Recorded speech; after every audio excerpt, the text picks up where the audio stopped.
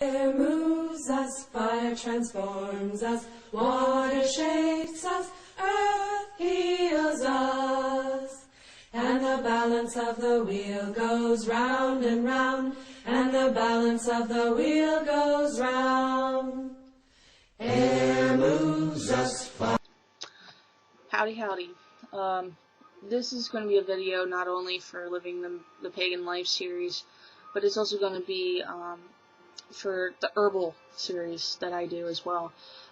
This is actually where everything comes together and you really start seeing where everything blends. I wanted to do this video because I've had a lot of people asking me for very poisonous herbs. I have not done any videos yet at this point in time, looking at my list of herbs that I've done videos on anything that would actually be highly toxic to the body. Just remember that anything in moderation is going to be okay so long as you've actually already consulted a physician and things of that nature. However, there are herbs out there that actually, even though we use them currently in medicines, they're synthetic, and only certain chemicals from those plants are being used. In the case of, a good example would be belladonna. There's actual active ingredients from belladonna that are used in anti-seizure medication. Do I advise people taking belladonna? No. Belladonna is poisonous. We don't want to eat the belladonna. Aconite, most people know that as wolfsbane.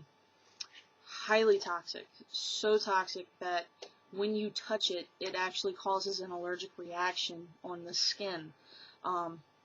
If you soak it in water and then touch the water with your hands, guys, it's an infusion. All those toxins from that plant are now in the water. Don't touch it. If you ingest aconite in any concentration or any level, it can do serious damage. This is why I say if you're gonna be using herbs, research them.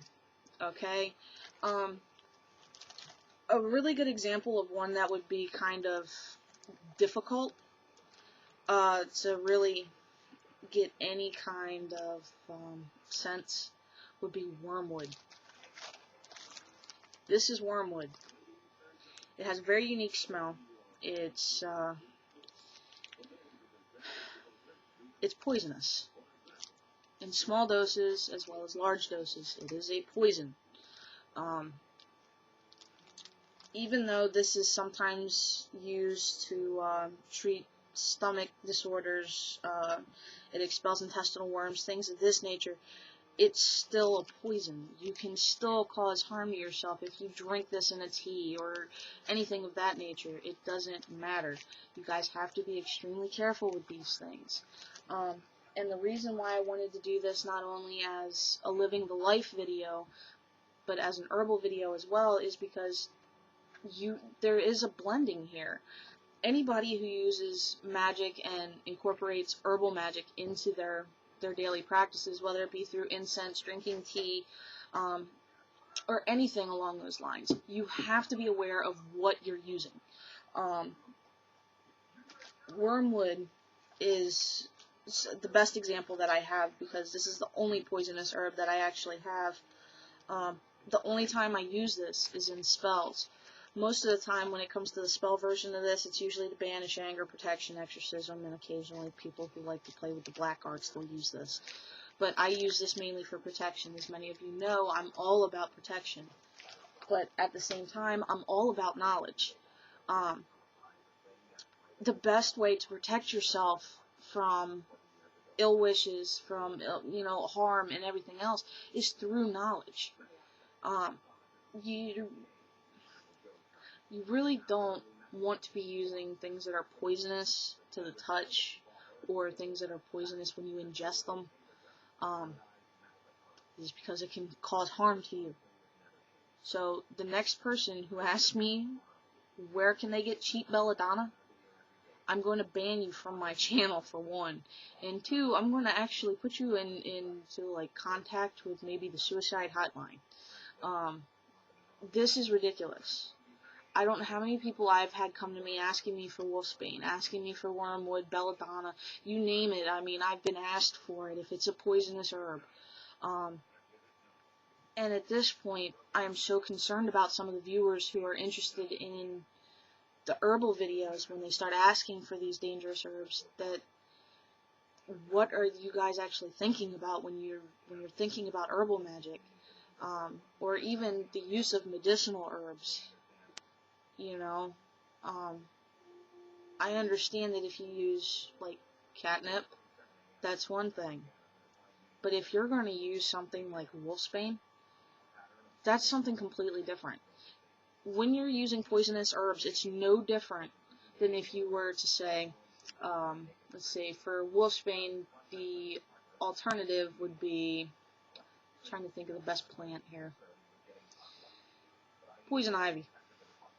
That's probably the best because they have similar effects. You don't drink poison ivy as a tea. You don't inhale it. You don't touch it. Wolfsbane is the same. I mean, guys, it's common sense. It really is.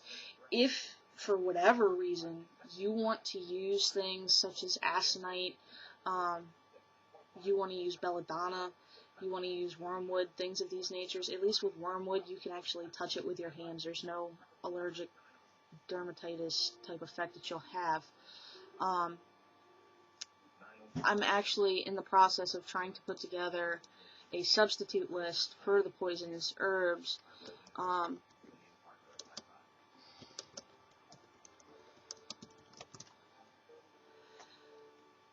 And at this point, to be honest with you, I don't even think there actually is one out there. You can find things out there for herbal substitutes, like for rosemary, you can actually substitute that for any other herb.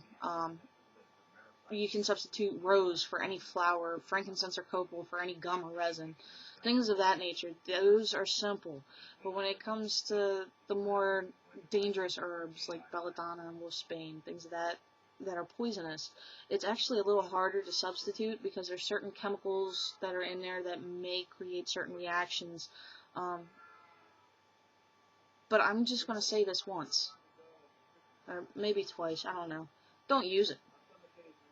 I don't know what else to tell you guys at this point. If you do plan on using anything that's poisonous or toxic, please make sure you have researched it, and researched it, and researched it.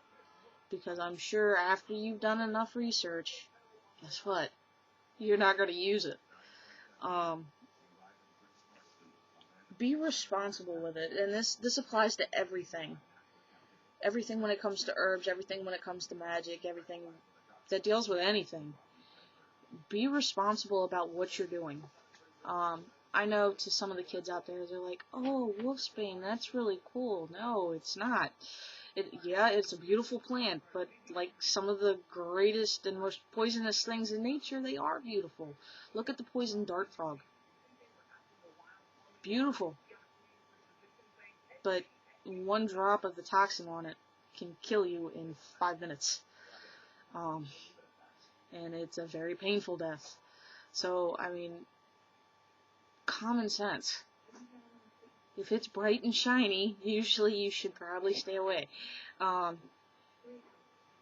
Anyway, guys, I don't really want to go and constantly repeat myself on this one, but for the love of the goddess, please try as hard as you possibly can to stay away from the poisonous and toxic herbs, okay?